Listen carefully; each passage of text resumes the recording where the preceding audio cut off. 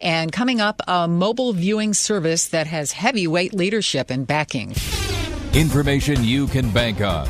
The WBBM Noon Business Hour continues. Disney, Fox, NBC Universal, and Alibaba are among investors in a new mobile TV venture.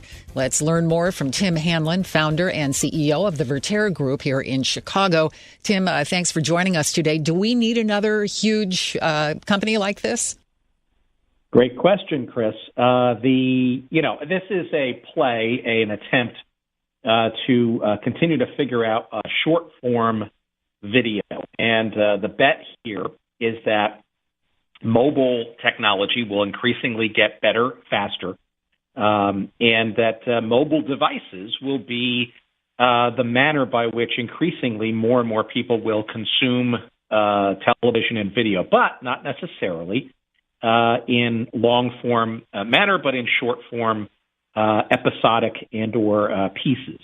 That said, there have been a litany of companies over the last couple of years that have all attempted to benefit or create short-form video and entertainment offerings that have died ugly deaths. This is a big bet. This is a $1 billion investment with some big-time Hollywood heavyweights.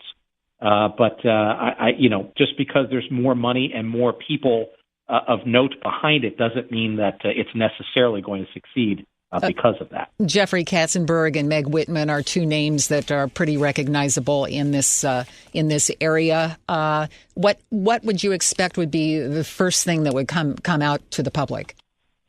Well, I think, Chris, there's a huge incentive for these studios that have invested in this. And frankly, it's kind of a rounding error for all of those companies that you just mentioned to do an investment.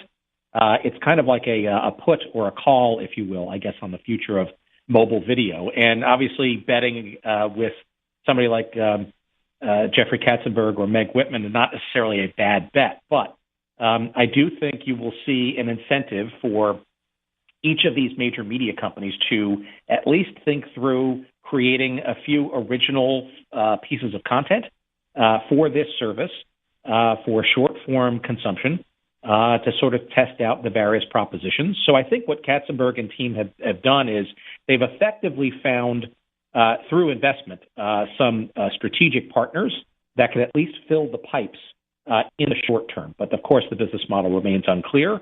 And it's a pretty expensive bet for sure. So, Tim, you've got Jeffrey Katzenberg, who, of course, has been in media for decades and, of course, has a great deal of content generation experience. You have Meg Whitman, who, of course, is very familiar with tech, computers, printers, office stuff. Are we missing the mobile component here? Or is there anything missing from this team that might cause it to have a problem? Well, Jim, it's a good question. I think Katzenberg brings content. Meg Whitman brings ostensibly some understanding of consumers. What's not part of this is, shall we call it, mobile infrastructure. One of the things that will occur over the next couple of years is a next generation of mobile technology called 5G, stands for fifth generation, which means essentially faster, quicker, more reliable bandwidth and speed for mobile devices. So I think the bet is that that's going to come online and be a helpful additive. But I got to tell you, the economics just going in, this much investment early on, it has to be, I think, somewhat exquisitely perfect to be a successful business model. I reserve judgment. It's certainly interesting, but it's a lot of money to bet on something so still evolutionary, shall we say. If any listener wants to take a look behind the scenes and see what's going on, the name of the company is NewTV, NEWTV.